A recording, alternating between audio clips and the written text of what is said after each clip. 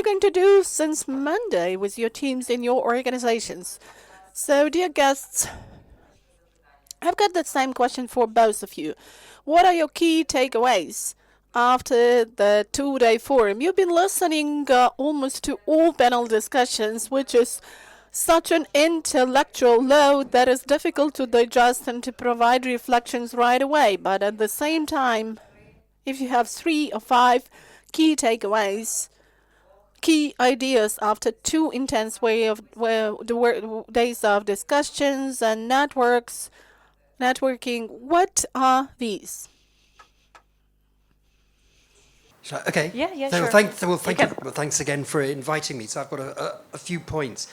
I have to say that I really wasn't sure what to expect because I hadn't actually seen the agenda before I got here. So I didn't know exactly what we would be talking about, apart from my own panel. And in the world, the single most important development of the week was the election of Trump. So I just assumed this would be a dominating issue.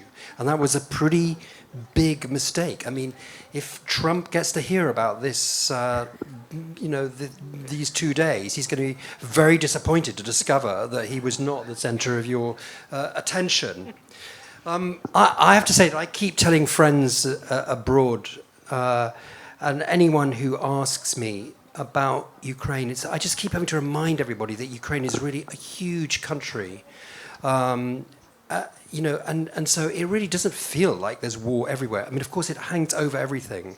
But I just have to keep reminding people that the atmosphere in Uzhhorod or in Kiev or in Lviv is they're very different from each other. But it's also very different, obviously, from Dnipro or Kharkiv or other places closer to the front. So in a way, I'd kind of forgotten my own advice. So I shouldn't have been surprised that a discussion here in Uzhhorod was going to be sort of equally different and with such a sort of highly kind of regional perspective. But, fine, why not? And of course, as I say, the war hangs over everything. But, at the end of the day, Zakarpattia is going to be here when Trump and Putin have gone, but everyone else will, of course, still be here. So it's great that, to be able to hear debates about the environment, regionalization, veterans, corruption and good governance, and having just listened to the last discussion, I agree with Franz Gerhardt, but you really have done amazing things over a relatively short period of time, and I think that as foreigners we can see that. But I guess if you live here, it's like, as we have this expression in English, it's like watching paint dry. I don't know if you have a Ukrainian equivalent for that. You can't. It just looks like it's happening very slowly. I was the chair of a panel on Central Europe and Ukraine, and I have to say it was quite hard to keep the panelists focused on Central Europe. And indeed, there was some question as to whether it even existed really or mattered as a political subject.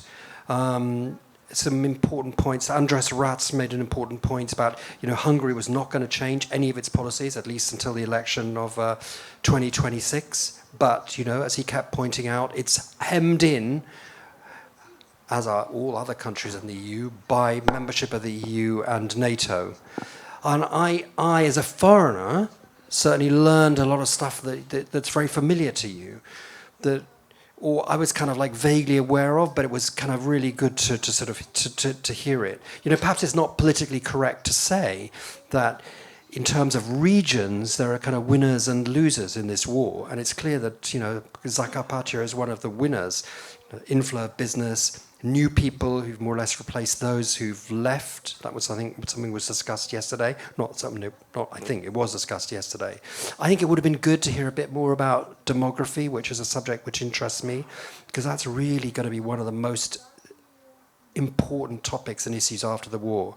I think that with the occupied territories and Crimea, there's about 6.3 million people under occupation, and at least another 6 million who've left, and with a low birth rate, this issue is not going to go away. And, it's really a really serious issue for the future. I mean, not just for Ukraine, but of course the war has made it even more so. Obviously, as in any conference, there are some discussions which are kind of more or less interesting. I thought minorities was really interesting. I thought it was a shame in only one respect. You know, Hungarians are talking about Hungarians and Romanians are fine, but you know, here in Zakarpattia and actually in the rest of the country, you know, the biggest minority of all, Roma, were not discussed.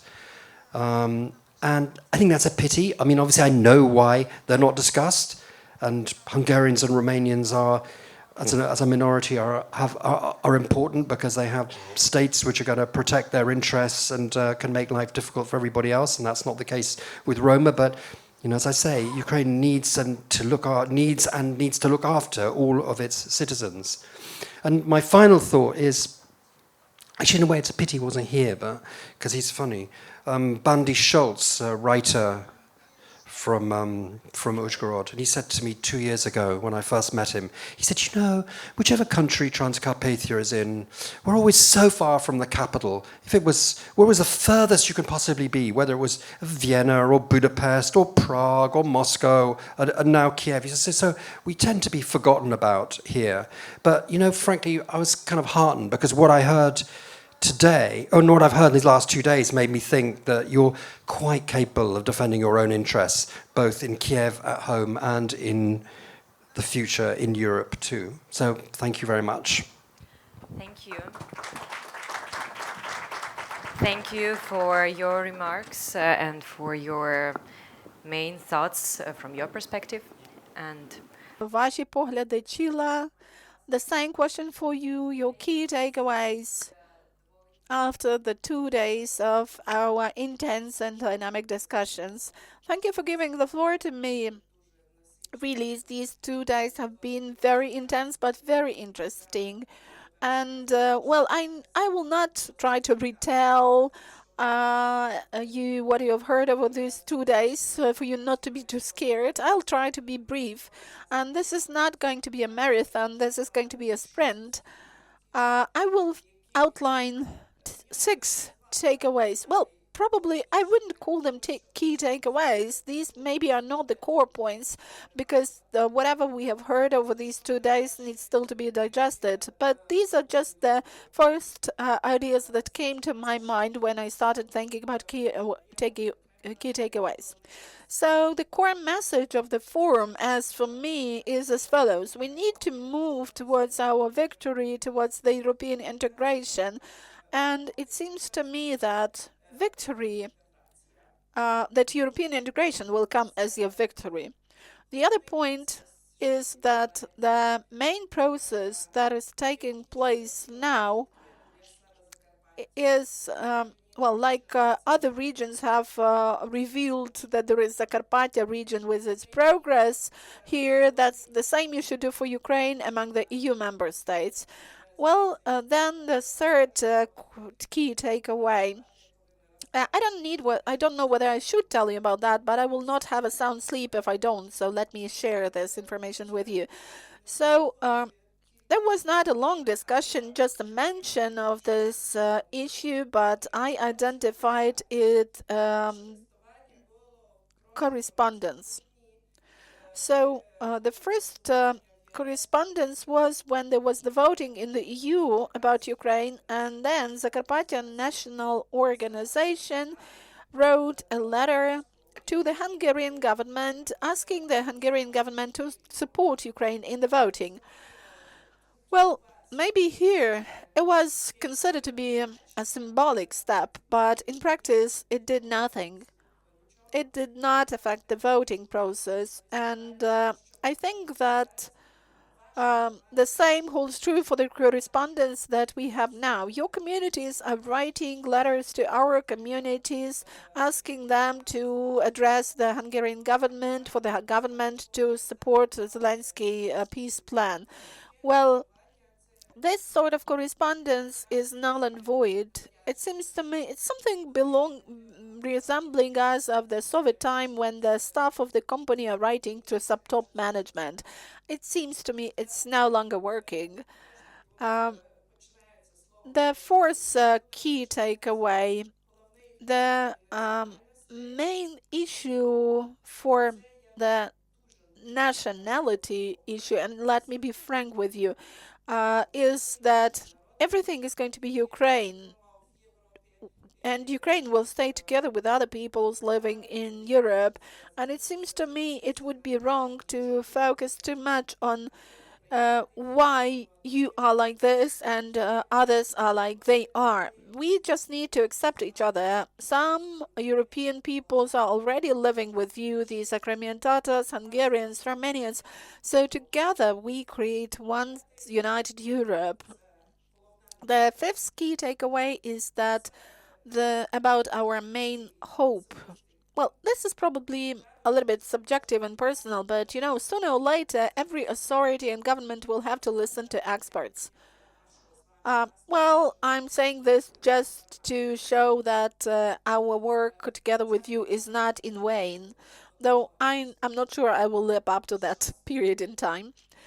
And the sixth key takeaway is that the main thing we need to bear in mind is having a dialogue, ongoing dialogue, a lot of dialogues where we are not just speaking but hearing each other. Thank you. Thank you, Csilla, for your key takeaways. And finally, the mic travels to the room. So if you want to have some comments, to express your ideas, to share some of your reflections, or ask a question, please, you're very much welcome. My colleagues with the mic are already there in the room. Please raise your hand and we will approach you. I'm Volodymyr Kulik, and my question to both speakers is as follows. Do you think that now that there is a great threat that the US will not keep supporting Ukraine, at least in the scope and in the forms Ukraine would need and would like to, in order to gain victory? So will Europe be ready for that? Maybe not immediately, but within some reasonable timeline, not after everything is lost. Will Europe be ready to finally stay united and to find this wisdom to provide sufficient support to Ukraine for Ukraine to be able to defend Europe? Well, it seems to me that we are not facing the most optimistic times, because it may happen that the US will generally leave the game, but leave not Ukraine, but leave the game. That's what I mean. As the global leader, that's something that may happen, and then Europe needs to consider. Well, there will be no time to consider. That will be the right time to act, because either the EU stays the leader here in the northern part of our hemisphere, or otherwise the whole Europe will start going into decay. And it will be for the second time in our history that we will have the Dark Ages. Thank you, Tim. Well, I'd like to say that I just had a look at as I was just in the last 10 minutes, the BBC app, and for the first time, basically ever since the election of Trump has been the lead story. The lead story on the BBC now, Trump advisor says Ukraine focus must be peace, not territory. And it says that Zelensky needs a realistic vision for peace. And if President Zelensky comes to the table and says, well, we can only have peace if we have Crimea, he shows to us that he's not serious. Crimea is gone. Well, okay, that's just one person and it's just early days, but I have to say it doesn't look very optimistic. But the simple answer to your question is, I don't think that Europe has physically got, it doesn't physically have enough arms, ammunition, money, or political will to completely replace the Americans. So if the Americans are gone, of course Europe can help. And when I say Europe, I mean Europe in the broader sense, as in not just the EU, so including the UK. But physically, it is not possible. I mean, it's like we don't produce enough arms and ammunition, sorry. Yes, we can, but you start today, and it's going to take. It won't. I mean, yeah, but I don't know if there's the political will. The German government is collapsing. Macron is in trouble. I mean, and the populist kind of Russophilic parties are on the rise in many countries. I mean, that's the reality of it. I don't like it, but that's the reality of it. Unfortunately, I mean, I don't think it looks so. I don't think it looks good. But Trump is unpredictable. You know, we don't know what he's going to do. I mean, it's still early days, but it doesn't look good. Thank you. I mean, oh, sorry. I mean, it may be. You know, who knows? Maybe the Korean incursion could be good for Ukraine. It could have wake up a lot of people. But I mean, it might excite Trump. But let's see. Could you please tell us what should probably happen in the world for the world to start responding to the Russian threat in Ukraine, to the threat of terrorist attacks in Ukraine, the way it is responding to the ones in Israel? Because we can see that the whole world is shooting down the missiles attacking Israel. So when will the life of Ukrainians be pretty much the same, at that same level of protection and defense as the life of the Israeli people? Well, that is a question to both of experts. Well, the point is that Russia is a nuclear state and everyone is afraid to be facing the nuclear war. It seems to me that that is the whole point and there is no other underlying factor. Otherwise, it doesn't mean that the life of Ukrainians is less worthy than that of the people of Israel. And the problem also is that Ukraine also used to be the nuclear state and it kind of rejected that nuclear weapon. You remember at the beginning of the full-scale invasion, everybody kept talking that the agreements that constituted the basis for Ukraine's rejection of nuclear weapons are international agreements, or are they just papers? I was really shocked by all that, to tell the truth, because I don't understand how can international agreements be called just papers. That's about giving away such a huge nuclear arsenal instead of the guarantees, in exchange of the guarantees of the sovereignty of that state. So how could it be regarded just a simple paper? How could the world keep concluding any agreements if all those agreements are disregarded and all of them are considered just to be papers? How could we go on living with that? But we can see that we have reached that stage and anything may happen. Any agreement may become null and void and become just a paper. Sorry, no mic. Будь ласка, скористайтесь мікрофоном. But what do we have to sign with Russia for it not to be regarded as just a paper? Suppose we do have peace negotiations.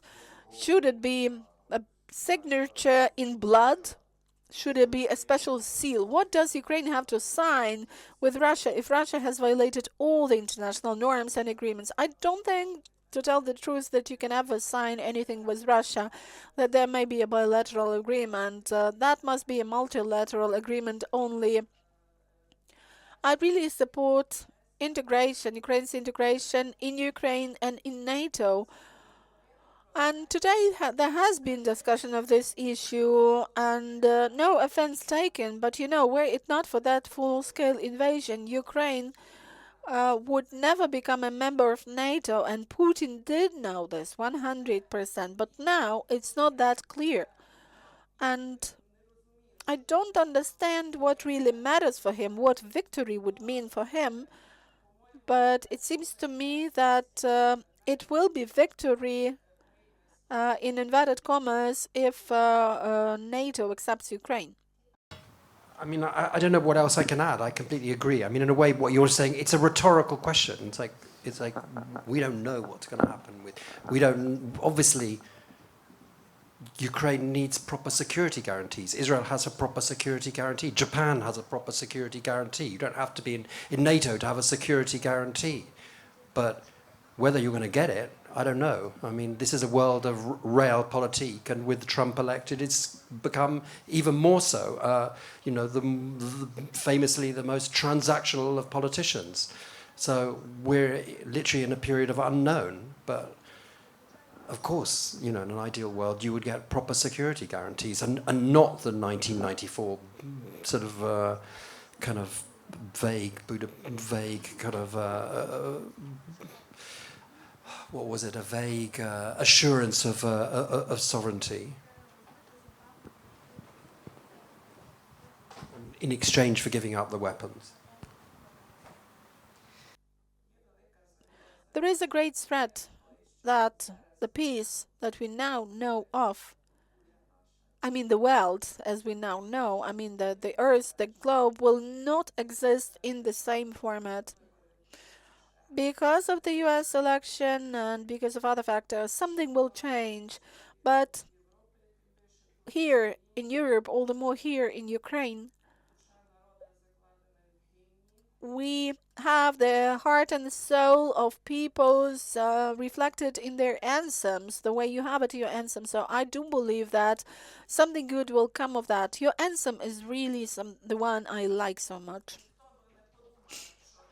And nobody would ever have thought that the words in the anthem are prophetic words. Thank you for this comment, Alexander. Yes, it's not a question, it's more of an impression. I would like to express my gratitude to the team of the Forum for reopening Zakarpattia and reopening Ukraine, because it seems to me that this is really almost a perfect platform for the meetings of civil society representatives, government, international colleagues. We are discussing the current situation and the place of destinations we would like to reach. And if we work together, we can really reach the place where we want to be. It's really inspiring. Thank you. I would also like to express my gratitude to you for spending these 2 days in the format of physical presence with us. And thank you for the year, in fact 5 years, that you have been communicating with us in different formats. You are our reliable partners and like-minded people. I would like to express my gratitude to the team working at the forum, the ecosystem which is being developed within the Institute for Central European Strategy, our interpreters who have been interpreting all the discussions from Ukrainian into English, from English into Ukrainian over 2 days, for all those present to be able to fully understand and feel the ideas and the spirit of the discussions that we are working with. And finally, let me give the floor to the director of the Institute for Central European Strategy, Andrei Lyubka, and to express my gratitude to the guests. So we will take our seats, and Andrei, the floor is yours. Thank you, colleagues. You're lucky because I don't have a speech in writing, but I would like to share some of the secrets. So behind us are already 2 intensive days of intellectual, effective discussions that we're going to share with you on our platforms. We will be producing videos, textual materials. We will be sharing the wrap-up and the conclusions of those discussions with a wider audience. And today, let me tell you about our pathway, because that is already the 5th forum. And the slogan is Reopen Zakarpattia, Reopen Ukraine, which is a natural path that we have covered. We started as a forum on Zakarpattia 5 years ago to change the stereotype about Zakarpattia, at least to try and do it. And today we're already talking about Ukraine in Zakarpattia region, and this forum is being transformed into the Reopen Ukraine forum. The talks are here in Zakarpattia. We have matured and changed, and Zakarpattia and the role of Zakarpattia has changed in the country because of the tragic circumstances of the war, but we have to use this opportunity to help Zakarpattia and Ukraine develop. This is our slogan, and all our discussions and talks have been dedicated to this statement. There are 2 secrets I would like to share with you. The first one, is that some of you mentioned, I know this speaker, I've already seen it. That's right, because this forum is not an autonomous or independent event taking place for 2 days every year, and we are thinking whether we will have the next forum or not. The forum is the conclusion of our work throughout the year, systemic work, and the speakers are the ones with whom we work, with whom we have consultations throughout the year, whom we invite to other events, from whom we order some analytical materials and texts, and then after a long partnership and acquaintance, we invite them here to present some achievements. The other secret I'm going to share, this forum 5 years ago was intended to not be taking place here. Here we present the activities of our institute and our vectors, our lines of activity, but in fact the forum is taking place here in the room. The forum is taking place behind the curtain, and even those who skipped some panel were communicating, having some coffee with someone, networking, enjoying autumn in Zakarpattia. That was the intention. You have not violated any rules, because this forum aims to create a community, and 5 years ago we really felt the shortage of communication, the shortage of this unity of productive people and institutions, initiatives in Zakarpattia region. They were all fragmented, staying in their own bubbles, and we wanted to create the platform where we would unite value-oriented people, value-guided people, and show the level of the discussions that would be adequate for them. That is not just the all Ukrainian, but the European level discussions. We've invited people from other regions, the decision makers, the policy makers, and we've invited our neighbors. And using this three-level approach, we did networking. People got acquainted with each other, could approach each other, ask for contact data, develop some projects, or start some cooperation, just have some wine and make friends. That is why this forum exists. And one of the core principles we were guided by while selecting our audience participants is the reputational principle. Here we have the people whom we trust, and we would like to actually expand this feeling of trust between business, government, civil society, intellectual environment. We would like to unite all of them, but not just by uniting everyone with everyone. We would like to create a community of value-guided people with good reputation, the people who are leaders in their fields, agents of change, and who are ready to share the experience and to change the city, the region where they live. They are willing to impact the development of Ukraine. And it seems to me that if you look around, you will really see the people who are touching your elbows in this room, and these are the right people. This is the most important thing. We want our investment to create partnerships. We want to have those requests for friendship on Facebook and everywhere. But the third secret is that when we were choosing the keynote speakers, we were guided by their status. That's why we had a solemn opening ceremony. It was opened by the Ukrainian servicemen, which is important because we think that now we don't have any more important decision makers than Ukrainian soldiers. So it's like paying tribute to all the servicemen and to the whole military environment, to all the people who are at the front line or are working in the rear in the military field. And it's special pleasure for me that one of the consequences of our forum is 250,000 hryvnias that we raised yesterday together with you, and this is a kind of a money that will be used for the procurement of the pickup that will go to the east. So if somebody says that you just had some discussions, now we went back by pickup. And to conclude, well, you see, reopen Zakarpattia is not possible without the systemic partners' support from the Kingdom of Netherlands, Fondation de France, International Renaissance Foundation, Konrad Adenauer Stiftung, our institutional partner, the Committee on Healthcare in Zakarpattia. It's not possible without the community created by our local businesses. Thanks a lot for your staying with us. It seems to me that we are doing great things together, and definitely we will not be ashamed. So the forum will go on, and starting with Monday, we will start getting ready for the next forum. And let me invite you for the 6th Reopen Zakarpattia Forum.